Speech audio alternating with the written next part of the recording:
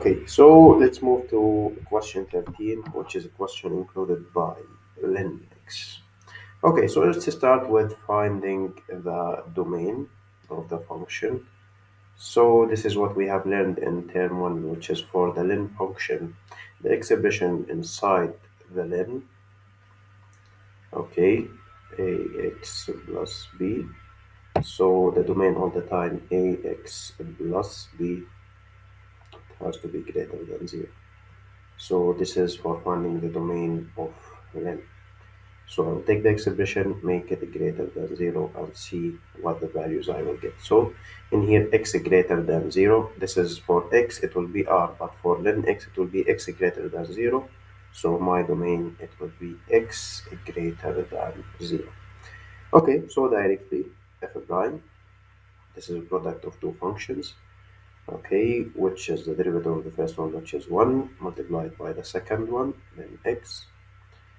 Okay, then plus the first one again, the derivative of the second one, which is 1 over x.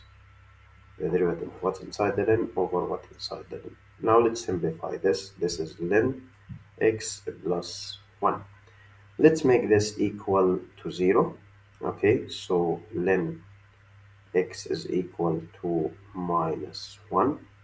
Okay, let's raise both sides by e. So e to the power len x is equal e to the power minus 1. E with len eliminated, so that will leave me with ex equal to 1 over e. That's it. Now, if you would like to find the value of 1 over e, if just you would like to check if it's included or not, 1 over e is almost equal to 0.367, which is included in my domain. Okay, so done. That's it. 1 over e. This is my 0. So I'll go ahead to the number line test, okay, and see what happens with the signs. So this is the number line. This is 1 over e, or 0.37 or 36678. Yes, okay. So in here, after and before, so let's substitute this value in the calculator to see the signs.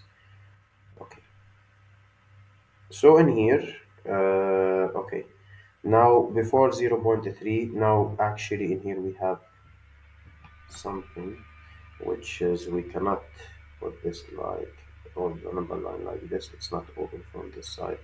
It will be from 0 because we said it's starting from 0 to infinity. So now I'll substitute the value between 0.3 and 0. So this is my function alpha x, then len x. Okay, close the parentheses, calculate. That's 0.2 or 0.1. That's fine. Okay, so this is negative. Let's see the other value. Let's calculate at 5, for example. This is positive, so now negative positive. So this is negative positive. So negative positive. So downward, upward. So in here I have a critical number. So this is my critical number, which is 1 over e. This color, sorry for that. Okay, so this is my critical number. So the critical point is 1 over e, and f of 1 over e, which is over here. Let's find 1 over e. So calculate at 1 over e to find the 0 point. Okay, so this is minus 0.367. So minus 0.3678. Okay, whatever. So in here I have increasing from 1 over e to infinity and decreasing from 0 to 1 over e.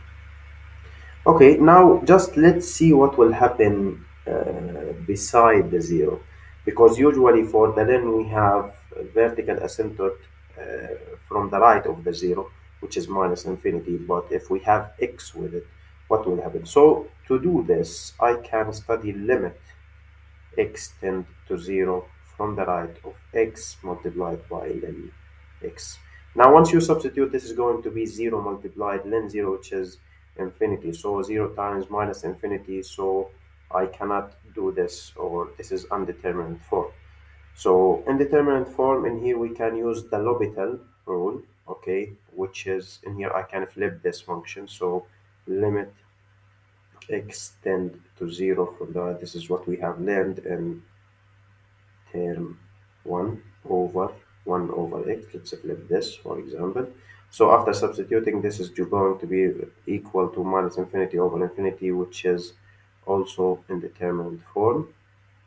So I have now to substitute or to find the derivative according to the L'Hopital rule also, derivative of the numerator over the derivative of the denominator, x tend to 0 from the right. The derivative of the numerator is 1 over x, and the derivative of the denominator is equal to minus 1 over x squared.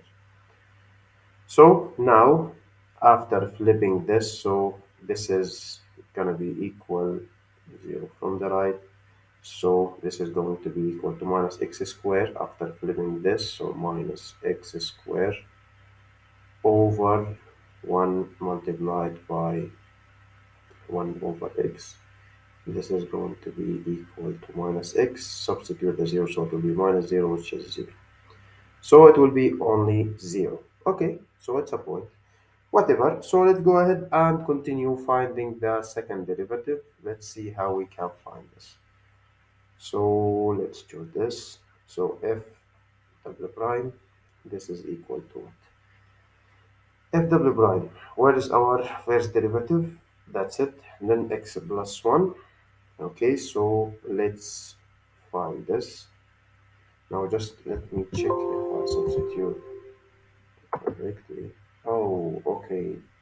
So sorry for that. I substituted an x ln x for the first derivative. This is wrong. I have to substitute in the derivative actually, which is ln x plus 1. So let's go back and edit this function. I hope it will be the same answers. So delete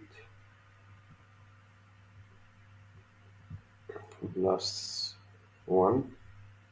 Okay, so calculate at 0.1. This is my first value. Oh, okay, it's negative.